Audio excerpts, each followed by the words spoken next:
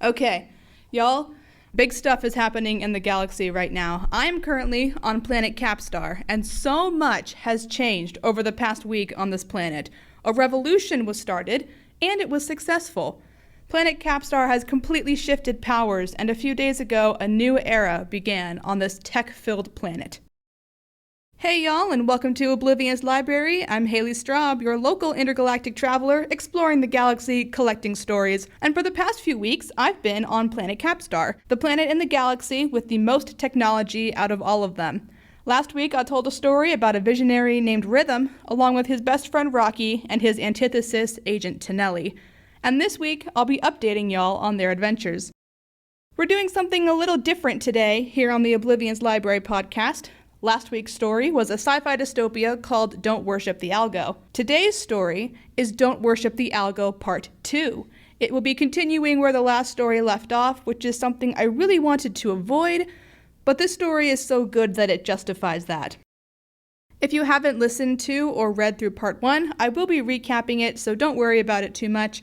But if you do want to read Part 1 first, you can find it on the Oblivion's Library Wattpad and the full recording on YouTube. I always do a trigger warning before my stories if there's anything sensitive in the story itself, and this one, I do have to warn, has a couple of dark themes, like discussions about death. The story is one of my favorites on this podcast, and I do like to use dark themes to make a point sometimes, but it won't be that intense, don't worry. This story is the only one in this podcast lineup to have not one, but two character deaths, one by heart attack and the other stabbed with a knife, so just be aware of that. Also, some people were thrown for a loop last week when I read Don't Worship the Algo Part 1 because they thought Agent Taneli was a girl the whole time, so I want to clarify. Taneli is in fact a boy, okay? That's important. This story is owned and copyrighted by Haley Straub. The story is not affiliated with Taylor University and may not necessarily reflect the views of the institution. All stories on this podcast are PG and LTC friendly. Today's story is called Don't Worship the Algo Part 2. What is the algo? Simply the internet. Better spread, better involved, better controlling.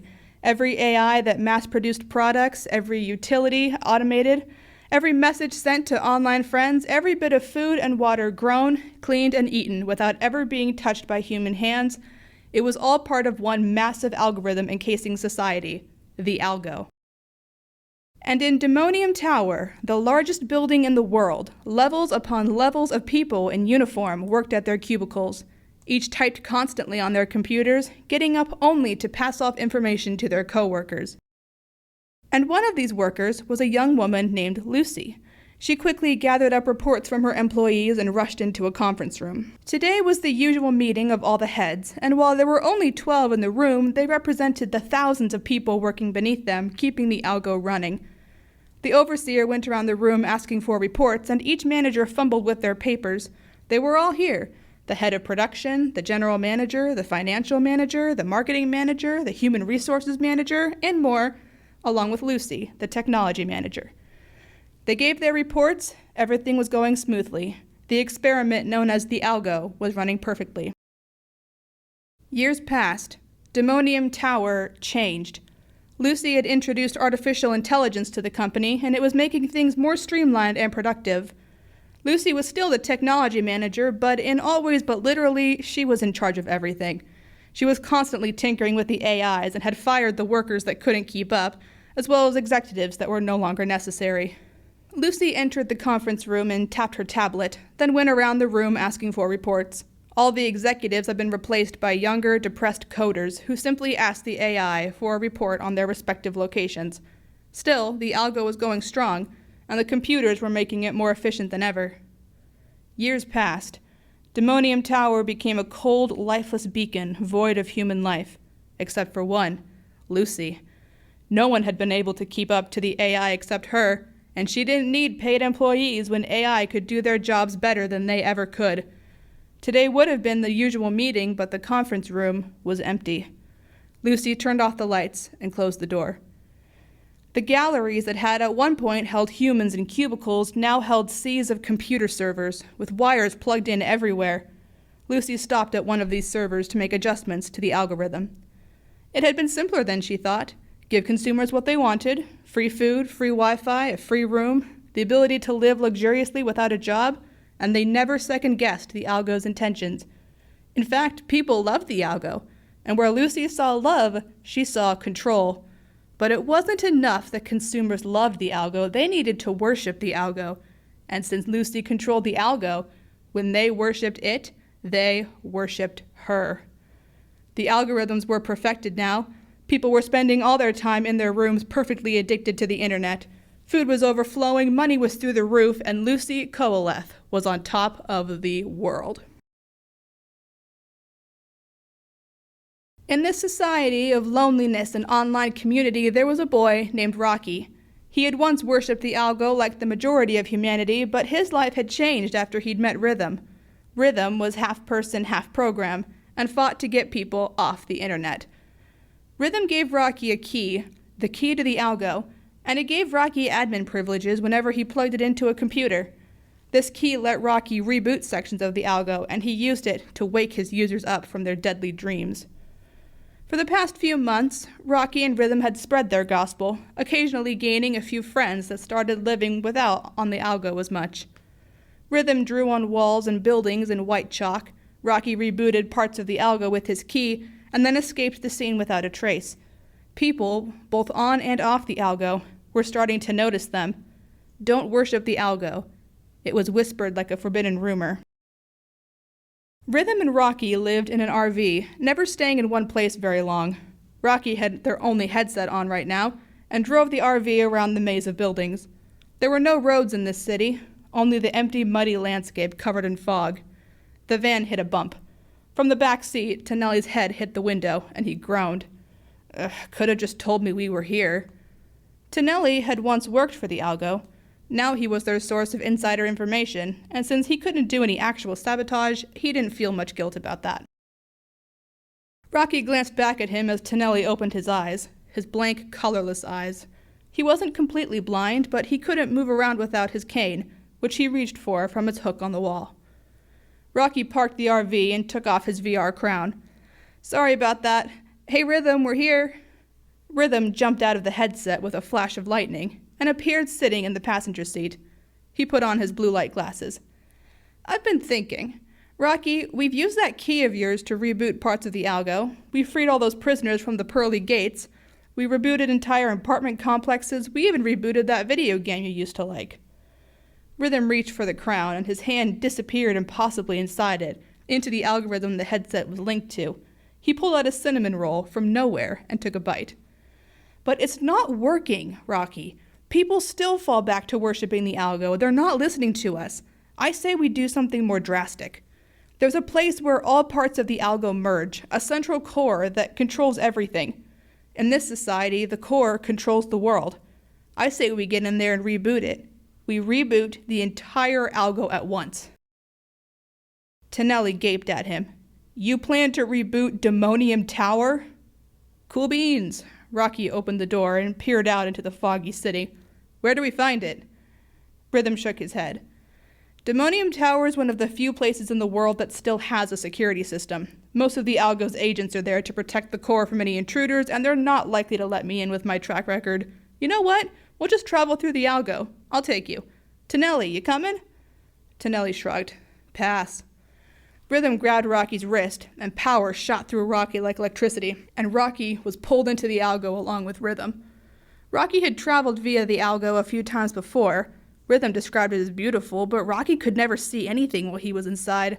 He was glad when they touched down in a new place where he had a physical body again. The walls were blue plastic panels that were typical of buildings connected here. They were in a conference room, with a large table and a dozen chairs covered in dust. It was cold in here and very officey. So this is Demonium Tower, huh? Rocky left the conference room and found himself in a hallway with similar doors. All along one side was a window. Rocky looked out over a room the size of a stadium. Servers and LAN hubs covered the floor, and there were so many wires plugged into every socket that the entire ground was made up of black and blue rubber. And every single server had a thick knot of cords extending upwards to a central point at the floor above. Rocky was amazed. He'd never seen anywhere so big, not even on the Algo. But Rithm was not impressed. He was confused. I grew up here. Rithm informed him. "But it's so quiet. It was never this cold or full of servers. Where's all the people? Something's wrong. This isn't how I left it." They stepped into an elevator and ascended to the floor above the server room, where all the wires from all the servers on all the floors met in one place. Rocky immediately knew what this place was. Everyone who had ever been on the internet knew this place in the back of their mind. Users saw it in their imagination or somewhere in their dreams. Up a few stairs was a web of wires all connected to a supercomputer covered in screens and consoles. This was the heart and soul of the algorithm of society, the core of the algo. And standing in front of the core, typing on the keyboards, was a lady. She wore extremely high stiletto boots that went up to her knees and a blood-red suit jacket. Her hair curved dangerously around her face. And she turned to smile at the two boys like a snake eyeing its prey. "Hey, Rithm, it's been a while." Rocky was about to ask something, but stopped. Recognition had flashed through Rhythm's eyes, his fists clenched. He knew who this woman was, and he hated her with a burning passion. There was clearly a lot Rithm wanted to say, but he settled for 4 words. "Luci Coaleth, you devil." The woman smirked. "Tell me what you really think, why don't you?" "Unfortunately, I'm programmed to be family-friendly," Rithm shot back. "What have you done to my algo, Luci?" Luci tossed her hair. "Your algo? You handed me the algo, Rithm. If you really cared about what I did with it, you wouldn't have shown up this late in the game. And now you think you can just take it back?" Rithm walked up the stairs toward her. "I'll reboot it. All of it. I don't care how much progress gets lost. What's important is I get people off the algo, free from its addictions, and free from you." "Ooh, but that's going to be tough," said Luci. In her stilettos, she towered over him. "I control the internet recommendations, which means I control what people see, and that means I control what people think. They think the life I've given them is perfection, and I am obliged to keep it that way." Luci reached up to the thousands of wires plugged into the core. She selected a wire and yanked it hard. Rithm gasped and collapsed to the floor. He was glitching, like his body and clothes and hair were incapable of existing, and his limbs clipped through the floor as he tried to stand up. "Rithm!" Rocky knelt by him as Rithm glitched in and out of existence. "What did she do to you?" "I'm part program. Like any other, my data is stored in the algo's mainframe inside the core." Rithm grabbed his head. "I think she yanked out one of my processors. I can't think straight." "Try," Rocky coaxed. "Who is that? How do you know her?" Rithm took a deep breath, his arms glitching through the floor. "She worked for the original experiment and helped bring the algo online. Luci worked her way up the ranks and then replaced all the employees with AI. She twisted the algorithms to get people addicted instead of just functional use. She controls everything. No wonder it took so long to break your internet addiction. Rocky, I'm so sorry. It's so much worse than I thought." Rocky reached for the key hanging around his neck. "Are we still doing this?" Rithm nodded. "We have to. We have no other option. Get close to the core and find the keyhole. You've got this. Ow, I need to get inside the algo before I short circuit." He stumbled toward the core and jumped inside with a flash of lightning. Luci blinked away the bright light and fixed her eyes on Rocky. "I know you," she crooned. "Your name was Live, Laugh, Cry for Help." "It's Rocky now," he shot back. Luci sighed. "Listen, whatever Rithm told you about me, I'm not your enemy. I'm here to be your servant. Hop on the algo. I'll give you a room with the best internet access, and anything you want I'll give you. Name it." But Rocky shut down that consideration immediately and stepped closer, glancing at the computers, trying to find a keyhole. "You can't get me with that. I don't worship the algo anymore. I'm not weak." "Not weak to that, perhaps," said Luci. "People think they win over themselves, but they really just trade one addiction for another. I'll get you, Rocky. I always do." Luci grabbed the string around his neck and yanked it so hard it snapped off. As Rocky choked, Luci gazed at the key dangling from her hands. "The key to the algo. Admin powers. The one thing I didn't already have." "Hey, that's my key!" Rocky lunged for it, but Luci kicked him down the stairs.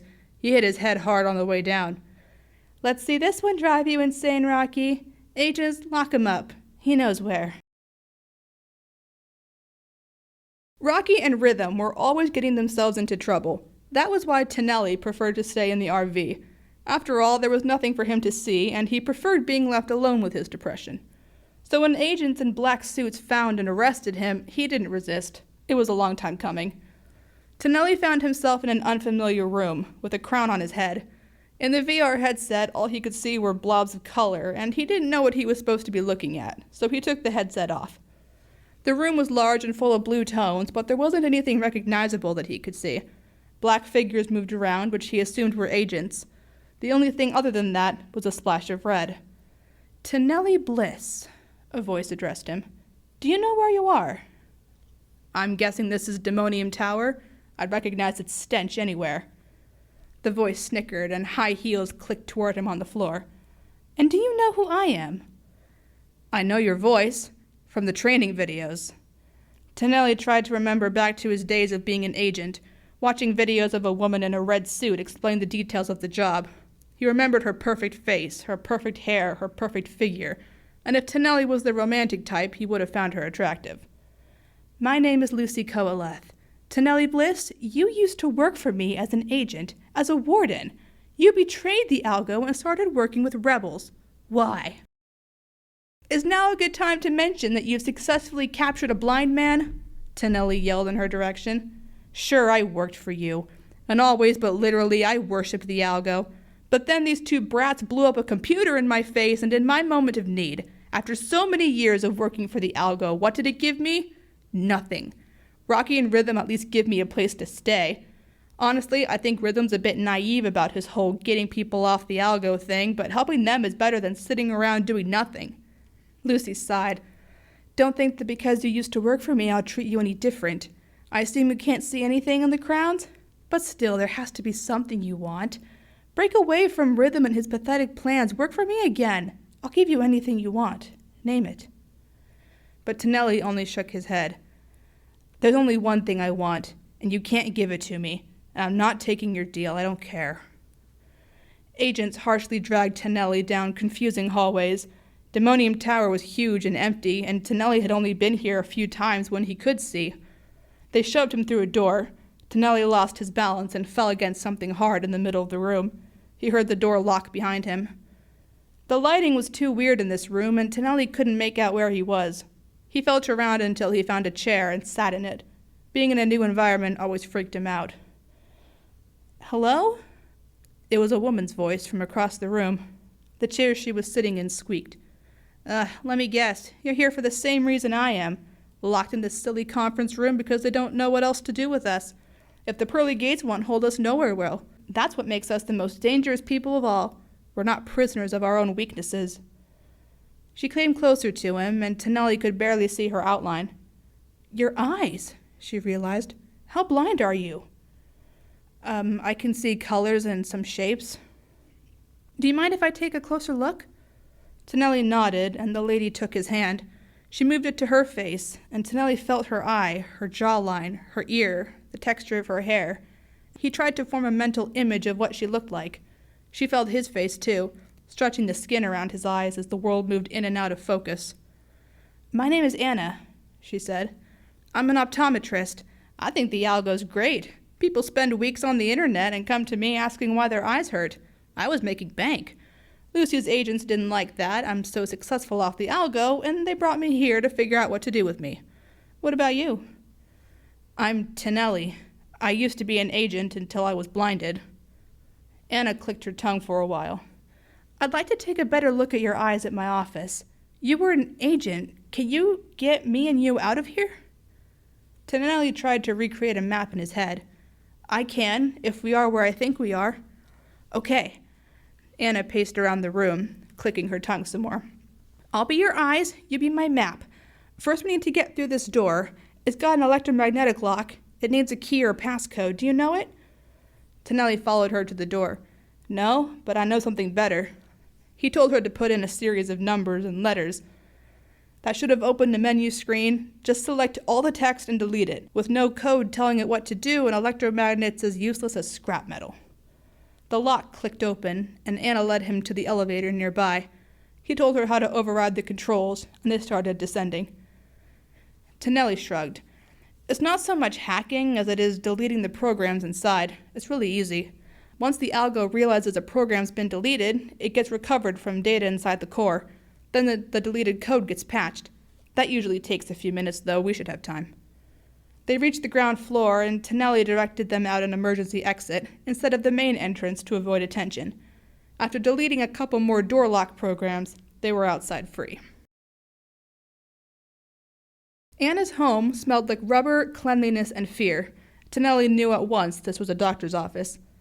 Oh, perfect, they haven't changed anything. She touched Taneli's hand to something.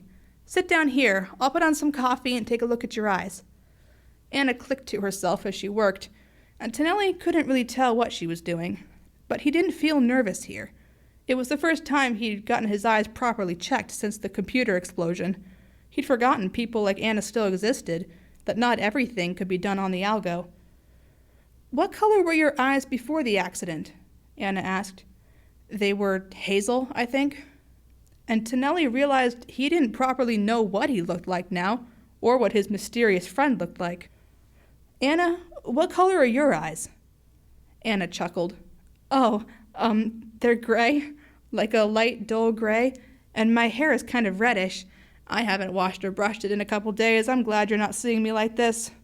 She clicked her tongue as she walked away and poured herself coffee. Why do you keep making that noise? Taneli wondered. Anna gasped. Oh, was I doing it again? I'm sorry, it's just this nervous tick I do sometimes to fill space when I'm in a quiet room. I don't realize I'm doing it, but I can force myself to stop if it's bothering you. Taneli shrugged. I think it's fine. It lets me know where you are in the room. Anna handed Taneli a cup of coffee and sat down by him. Your eyes are scarred pretty badly, but the damage can be repaired. I could potentially do an operation on you if you'd like. There's a good chance I could improve your eyesight. Taneli froze, gripping his coffee cup tightly. You could help me see again? What would that mean for him? Could he get his job back? Would he even want his old job back? He could help rocking Rithm some more. Yes, Taneli decided. Do it right now. I'll give you everything. I'll pay it all. Anna laughed and took his coffee cup from him. All right, I'll get my tools set up. Oh, one more thing, Taneli remembered. If you have time afterward, I need a favor. There's someone I need you to find for me. Rocky woke up in what he could only describe as a prison cell. Yep, he was back in the pearly gates. He ignored the crown in his cell and sat down to think. He had lost ties with both Rithm and Taneli, and that Luci lady was probably keeping tabs on him. The Pearly Gates prison operated under the logic that prisoners wouldn't want to leave if they had free food and internet access. Therefore, every door in the place was unlocked, and prisoners could leave if they had the mental fortitude to get off the internet. Rocky had been trapped here once, but he had changed since then, and these walls couldn't contain him now. Rocky kicked open his unlocked cell door. As he strolled down the block, Rocky remembered the last time he was here. He had rebooted the place's algo to release all the prisoners, but the cells were all refilled now, and Rocky wondered if he should reboot it again. But when he grabbed his hoodie, he remembered his key was gone. Luci had taken it, and Rocky couldn't do anything without it. He began to panic. Something deep inside him just wanted to hide. But he knew as soon as he got on the Algo to look for Rithm, he would be right back where he started, a prisoner. He would not let himself sink that low. He had to get out of here. Rocky stomped up the familiar stairs and headed for the door. He almost expected to see Taneli at the reception desk, but it was a new agent instead. Rocky briefly waved to him. I've decided my sentence is up, so I gotta go. The agent in a suit at the desk panicked. Wait, what? You can't legally keep me here, Rocky sang. The agent blocked his way out. Rocky, wait, please, I just want to talk. This agent was younger than Taneli, with a similar black suit and sunglasses. My name is Josep, Agent Josep Ilome. I'm Taneli's replacement. When I took this job, they told me everything you and Taneli have been doing. I'm actually a really big fan. Rocky blinked at him. You know about Rithm and I? Agent Josep nodded. Everyone knows about you and Rithm, even Luci and the agents. And it's working. More people are rejecting the Algo every day because of Rhythm's words. They believe in him and they want something different. And that terrifies Luci. She knows she's losing control. Why else would she consider you such a big threat? Rocky stared in disbelief. They weren't alone. They really weren't alone. Rithm was actually making a difference. They just had to keep going. But how could Rocky keep going without his key? Hosep continued. You've convinced me, Rocky. I've realized that in this line of work, I'm just worshipping the Algo, and I don't want to. I want to help you and Rithm. So tell me what I can do. Rocky tried to think straight. My friend, well, I guess you know Taneli. I need to find him. Before Rocky could ask more, the door to the outside world squeaked open. A lady peeked in. She wore dark sunglasses and had frizzy red hair. She cleared her throat and stood up straight. I'm here to pick up someone named Rocky. Is that you? Yeah, that's me. Who's asking? I'm Anna. I'm a friend of Taneli's. He told me I'd find you here. Rocky thought this was suspicious, but he was in no place to question it. I'm coming too, Hosep decided. I want to help you, and you could use an insider like me. Anna nodded, but Rocky was hesitant. Hosep, aren't you the warden now? Don't you need to watch the prisoners? Hosep shrugged. I hear it's a low workload, that no one ever leaves, except for you. You're the only person to ever jailbreak the pearly gates twice. The Algo was running smoothly, like usual, and from the inside of the numbers and code, Rithm watched it unfold with fascination. The program side of him knew it was perfect, beautiful, and should be protected at all costs. The human side of him knew it was ugly, controlling, and needed to be shut down. It wasn't very often that Rhythm's two halves were at conflict, and Rithm didn't know what to do. Hey Rithm, I know you're in there. Come on out, I want to show you something. It was Luci. Rithm didn't see a reason to keep her waiting, so he jumped out of the Algo. As soon as his feet touched the ground, the painful feeling returned, like something was ripping him apart from the inside. It was the glitching from his loose processor. Luci had certainly known what she was doing, hindering him like this, and Rithm wondered how long she had been waiting to yank that wire. Rithm found himself in the conference room again, and Luci herself was typing on her tablet. A teacup sat at every chair around the table, even though Luci was the only one there. She glanced at Rithm, then ushered to the seat opposite her, which she silently took. Luci angled her tablet toward him. Check out this program I made. It's the perfect algorithm tailored to your friend Rocky. Food, games, friends, videos, everything to keep him happy his entire life. You can hop in and make some adjustments if you want. Not that Rocky's ever going to actually use this program. Oh well, you and I need to talk. She took something from her pocket and plugged it into her tablet. Then she reached inside the screen, materializing a teapot from the pure code. Rithm jumped to his feet, and the pain in his body spiked. How did you do that? You're full human. Only I can. But he saw her take the key out the tablet and put it back in her pocket. Luci filled her teacup, then she filled Rhythm's. It's Earl Grey tea. Hope you don't mind. The Algo recommended it as something you'd like. Rithm stayed silent. He would never drink anything Luci gave him, even without the glitching making him nauseous. Well, don't embarrass me by making me drink alone. Reach into my tablet and grab something to drink from the Algo. I know you can do that even without your precious key. I don't have a problem with that. She took a sip. But you know what I do have a problem with, Rithm? Riddle me this. If I'm a monster for forcing people on the Algo, how come you're not a monster for forcing people off? Rithm glared. Because it's what's best for them. Luci stopped mid-teacup lift. Hey, if there's one thing you and I can agree on, it's that people never do what's best for them, right?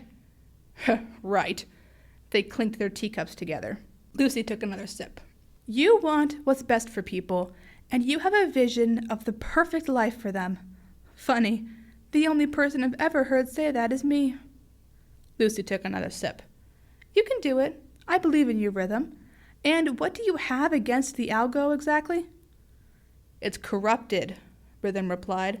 I don't want to be known as the person that could have helped and didn't. I want to be known by my love, and my love of good things. Oh, of your love!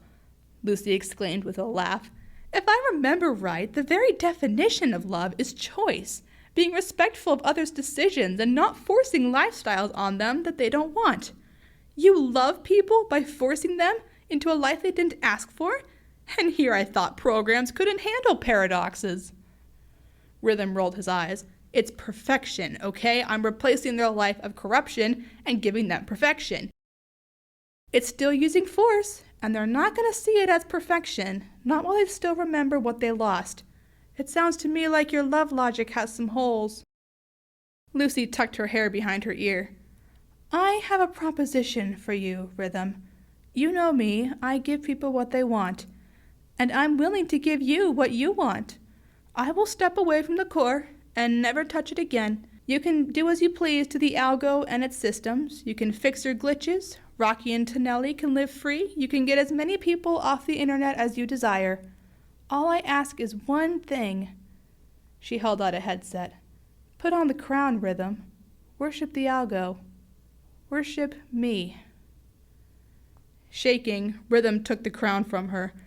He shifted it around in his hands, looking at every detail. Luci's deal was tempting, to say the least. Just admit defeat, give up the thankless fight, and he'd automatically win. He hated how simple it was. And Rithm hated how cliché it was of her. Luci's whole thing was offering perfection with no downsides, and she was doing it to him right now. And the fact that he was actually considering it made his blood boil. He dunked the crown onto the table and smashed the teapot into 1,000 pieces. Tea and shards of porcelain flew everywhere. You forget who you work for, Luci. You know I could destroy the entire Algo if I wanted to, and ruin you, and me, and the entire population.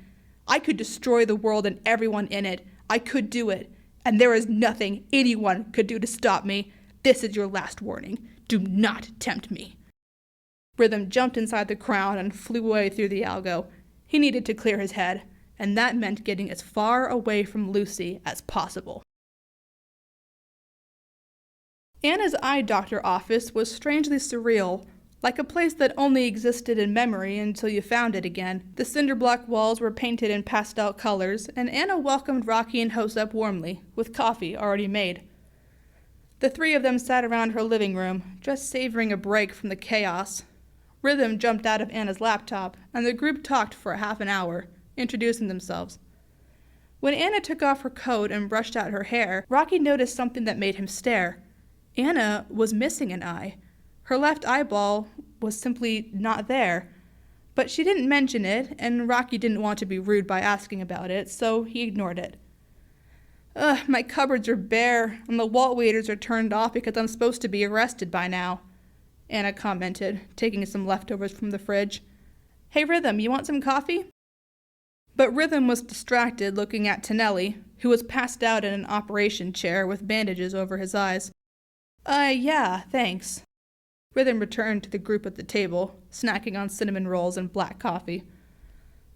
Seriously, I leave Taneli alone for an hour and he goes and gets eye surgery on me. Anna smiled. He helped me, I helped him. The procedure went great. He's just sleeping off the anesthetic now. She clicked her tongue. I've never met anyone that trusted me so quickly. That man, he is something else. Rocky glanced at the door, running the day through his mind.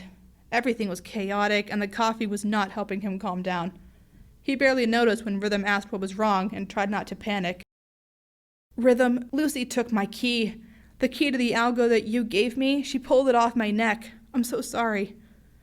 Rithm shrugged and cut a cinnamon roll in half. I can get another key, it's okay.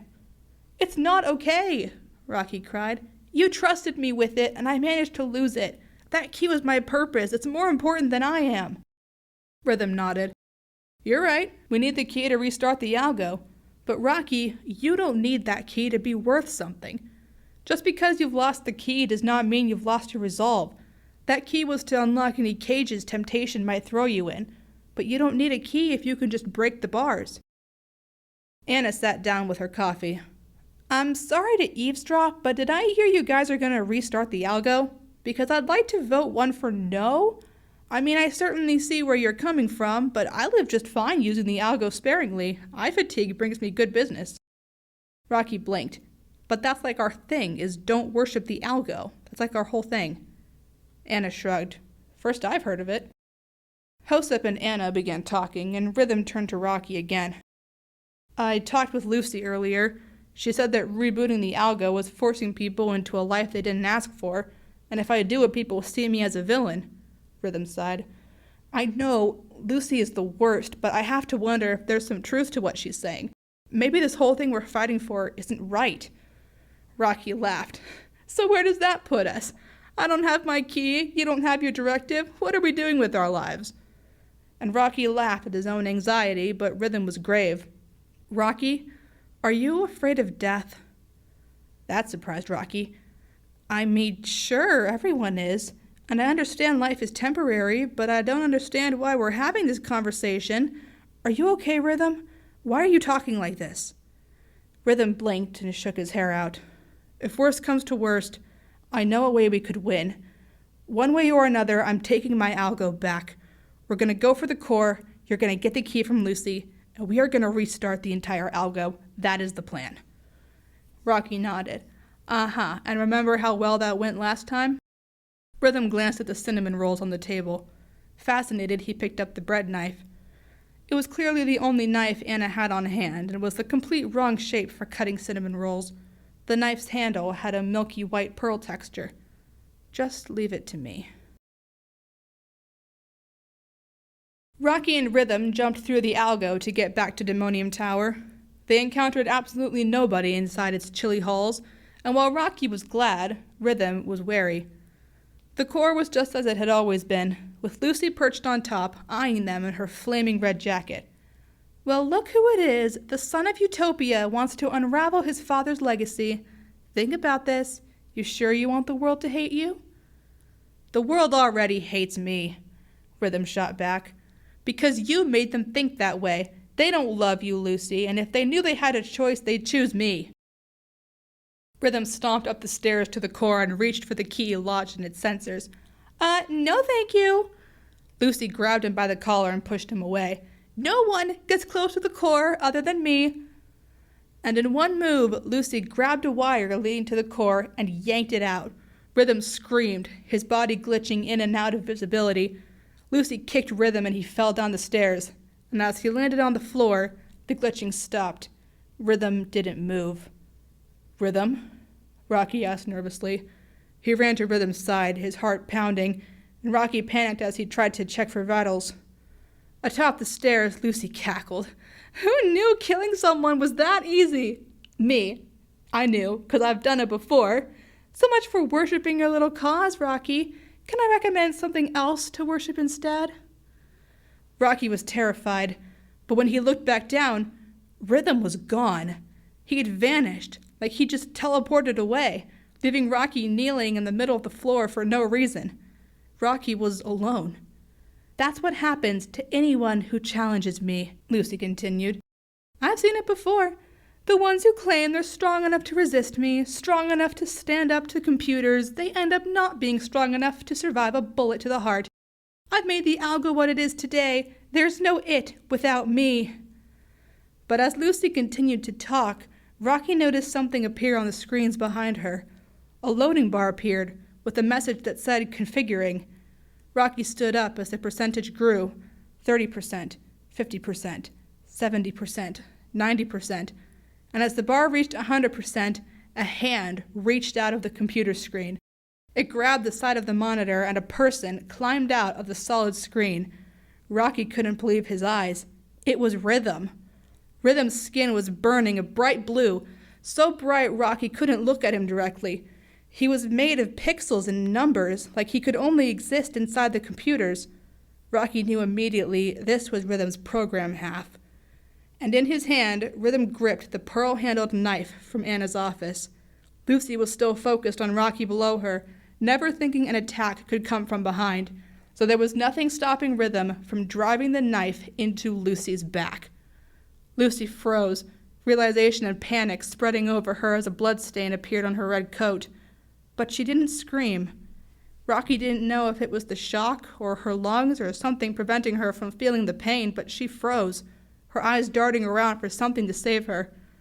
Rocky snapped to his senses and ran up the stairs to the core. He found his key lodged in the consoles and pulled it out. As he put it back around his neck, he was relieved. Luci couldn't hurt anyone anymore. No! Luci cried. As Rithm yanked the knife out of her back, Luci stumbled toward the core. She collapsed onto the consoles, trying to scratch at the screens or press buttons. But her wound caught up to her first, and Lucy's body was pulled down by gravity, and she kneeled in front of the screens with her head on the keyboard, and she slowed to a stop. Rithm dropped the knife. His blinding blue appearance glitched away. He was back to the look Rocky was familiar with, brown hair with simple clothes and a white flannel.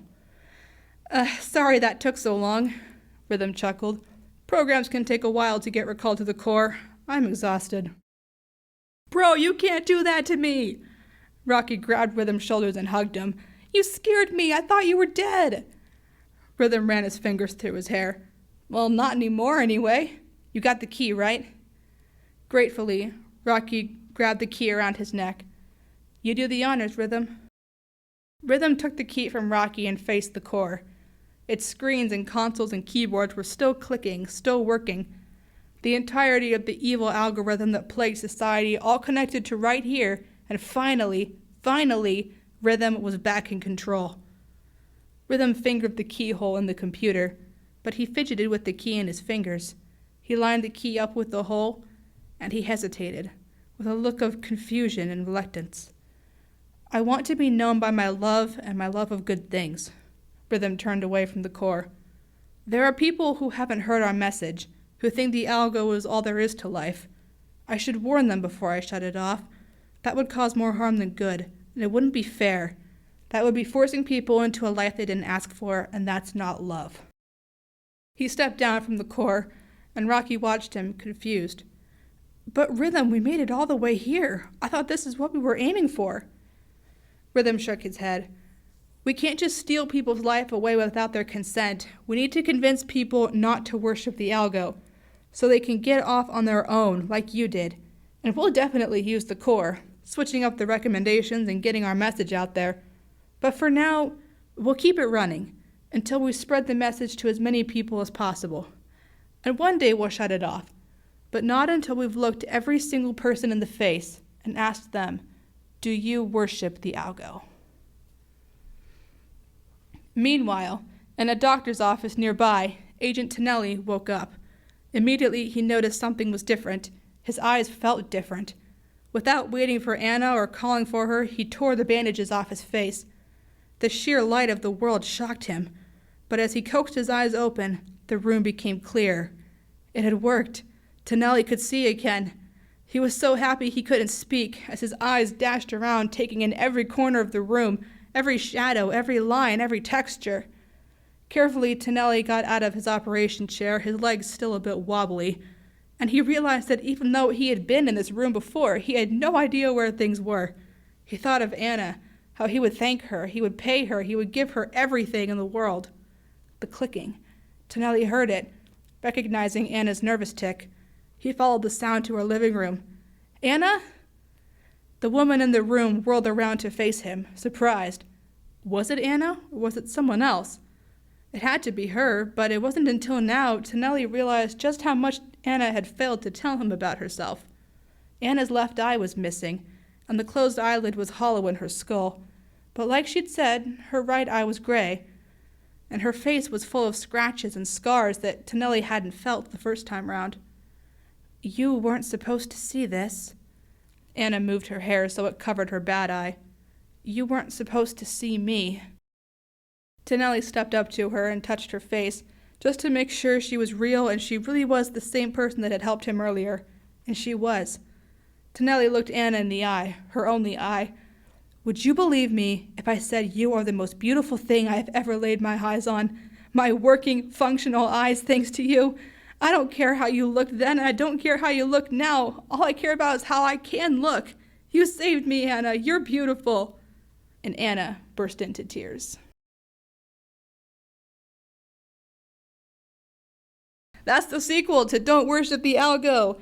It's a very different vibe from the first story. So I always wanted to do a sequel to Don't Worship the Algo because it was definitely the story that I had with the most potential. With Taneli switching sides and Rocky undergoing massive lifestyle changes, there were plenty of ways for a sequel to go. But I didn't get the idea for the story until a few months ago, and this story, Algo Part 2, was one of the last stories that I added to this podcast's docket. Like the last story, this book has a ton of biblical allegories and symbolism, which I will explain as I go through the story. So, this story has 3 new characters introduced to mirror the 3 recurring characters from last time. I'll go over the recurring characters really briefly. First off, Rocky is an allegory for the Apostle Peter, but in this story, he got main character syndrome. He was pushed out of his own story to make room for the other 5 characters a little bit. Next, Rithm here is the story's Jesus character. He's still half human, half programmed to reflect Jesus' state as fully God and fully man. But here's the thing. When characters go through character arcs, they learn something and they become more perfect. However, Jesus is omniscient and he is perfect. Therefore, he could never learn anything or become more perfect than he actually is. So in this story, Rithm is not omniscient, nor is he perfect. And I use this story to give Rithm a character arc that I don't know if Jesus actually went through in real life. I'll explain that later on in the story. The last recurring character is Taneli Bliss, who represents Saul the Pharisee, and it was blinded at the end of the last story. The story begins similar to the last one, with a description of the Algo, but from another perspective. This was one of the stories that starts with a description of the villain Luci, building her up. But this introduction does not introduce Luci as the villain. She has humble and honest beginnings. She works hard and climbs the corporate ladder legitimately. But when she introduces AI to the company, it's stated that Luci doesn't need to pay employees when AI can do their job better than they ever could. This is me playing on real-life fears. This is the beginning of my proving that Luci Coaleth is the most evil villain on this podcast, maybe the most evil character I've ever written in my entire life, because she's not building evil animatronics or stealing people's memories or blowing up rockets as other villains on this podcast have done. She is evil in a real-world way. Getting replaced by AI is a legitimate concern in real life right now, and Luci is the big corporate higher-up that doesn't see a problem with that as long as it minimizes costs. The story then goes to our heroes. Rithm decides the story's goal is going to be reboot the Algo's core, which would turn off the Algo everywhere and free the entire world at once. Rithm and Rocky go to the core, which is located inside Demonium Tower, but Luci stands in the way, and Rithm is mad when he sees her. Now, I do not swear, and I do not put swear words in my stories. But when Rithm sees Luci, he calls her a devil. Not only is this to show how much he hates her, but it's also because in this biblical allegory of a story, Luci represents the devil. And now's a good time to mention that Demonium Tower, where the story takes place, comes from the word pandemonium. In the story Paradise Lost, Pandemonium is the name of the capital city of the underworld. And who lives in the underworld capital city? Who else but Lucifer himself? Lucifer, like Luci. Luci Coaleth is so evil. Her name obviously reflects Lucifer, while her last name, Coaleth, is a term I came across while reading the book of Ecclesiastes. In that book, a Coaleth is like a speaker, or someone addressing a large group of people, and with Luci controlling the recommendations for millions of people, she is certainly in a position of leadership. Now, I normally hate sexualization of women in stories, and I take great care to make my female characters as realistic as possible. But when it came to creating a female depiction of the devil, for some reason I flipped a switch, and I tried to make Luci appear as sinful as I possibly could. She wears very suggestive clothing and jewelry, and while this world primarily uses blue colors, Luci wears bright red. So Luci yanks out a wire which causes Rithm to glitch out, demonstrating her power by immediately hindering him. When Luci sees Rocky, she recognizes him, but she calls him Live, Laugh, Cry for Help, which was his gamer tag in part 1 that he changed his name from. This is to reference the fact that Jesus calls you by your name, the devil calls you by your sin. Luci only knows him as Cry, and once she realizes she can't control him with laziness like she could in the last story, she steals his key to the Algo, hijacking Rocky's new obsession and gaining more power at the same time. Next, the story switches to Taneli's POV, which we never got in the last story.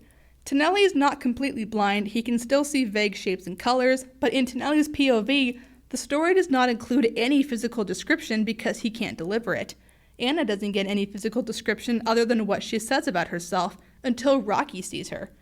Taneli goes blind at the end of the last story, like Saul did on the road to Damascus, but Saul's story didn't end there.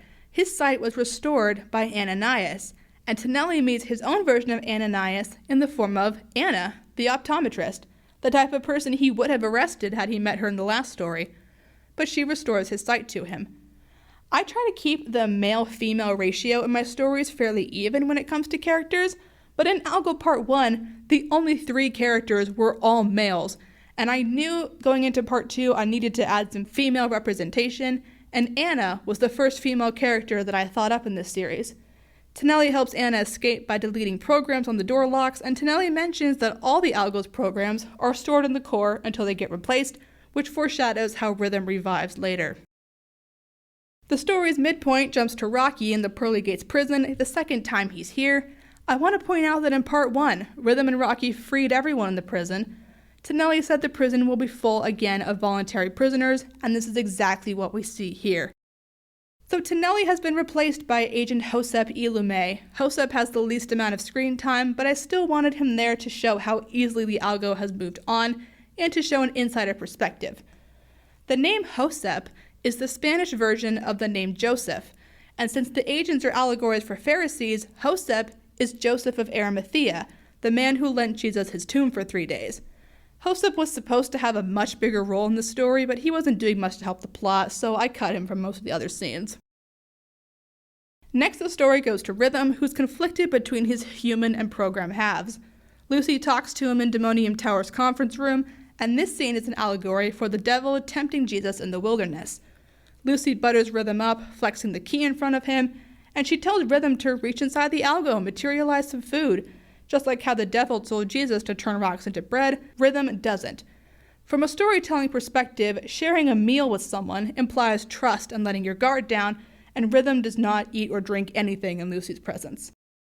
And here, Luci and Rithm talk about Rhythm's plan. Luci points out the holes in his logic, saying forcing people off the Algo, even if it is the best thing, is not love. She also suggests that Rithm give up and worship her, just like the devil did in the Bible, and Rithm responds in turn, "Do not tempt me."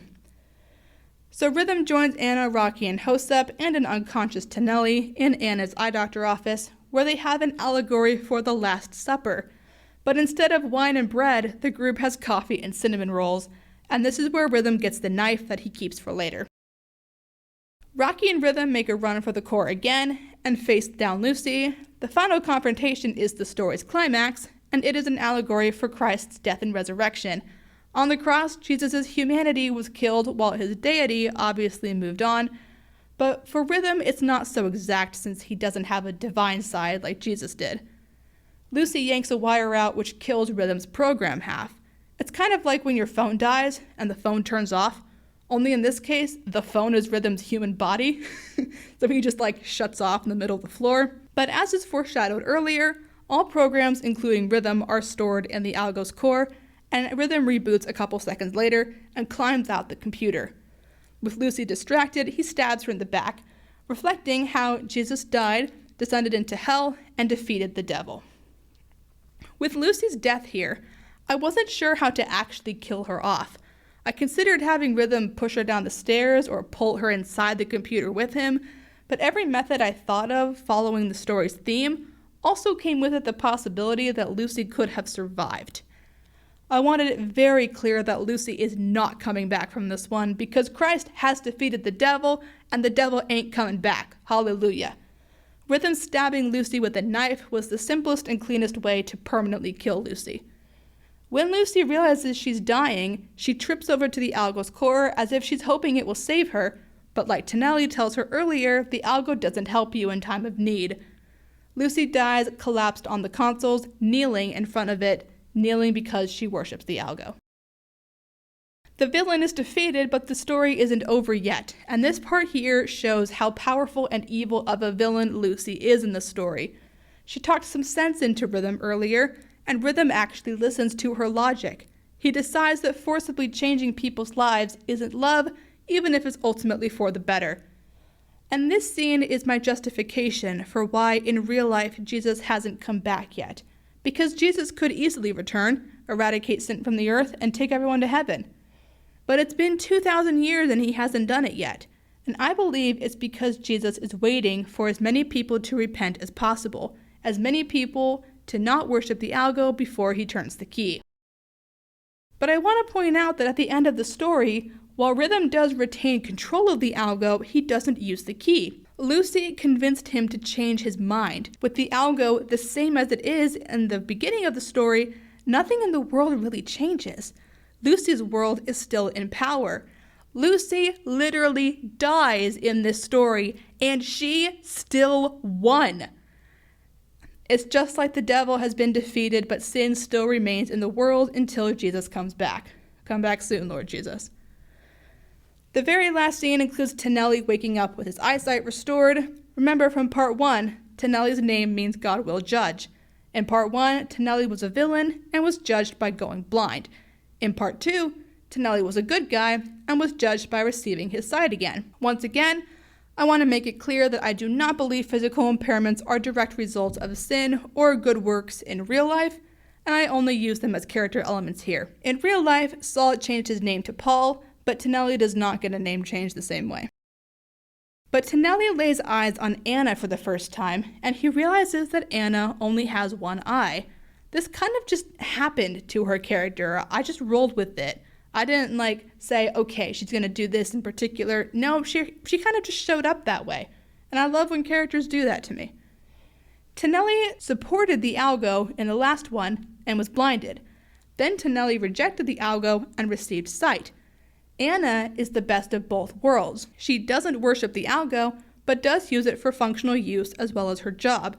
So she has one working eye and one non-working eye. How she lost her eye isn't important to the story, but it is ironic that the eye doctor is missing an eye as a kind of physician heal thyself moment. Well, that's all I've got for tonight. I hope you enjoyed Don't Worship the Algo. There won't be a part 3. Sorry about that. If you enjoyed the story, my name is Haley Straub. Feel free to reach out. I want all your feedback, and I have had enough of technology, so I'm leaving Planet Capstar tomorrow. I'm heading back to the Oblivion's library for Easter. Fun fact, I put this story on this day in particular because it's the podcast right before Easter, and the story has the only story on this podcast with an allegory for the resurrection. Don't forget to check out Oblivion's Library on Instagram for character bios and Oblivion's Library on YouTube for full recordings. And you can always listen right here on WTOR Radio, Mondays at 8 p.m. Thank you so much for listening. This is Oblivion's Library signing off. Take care, y'all.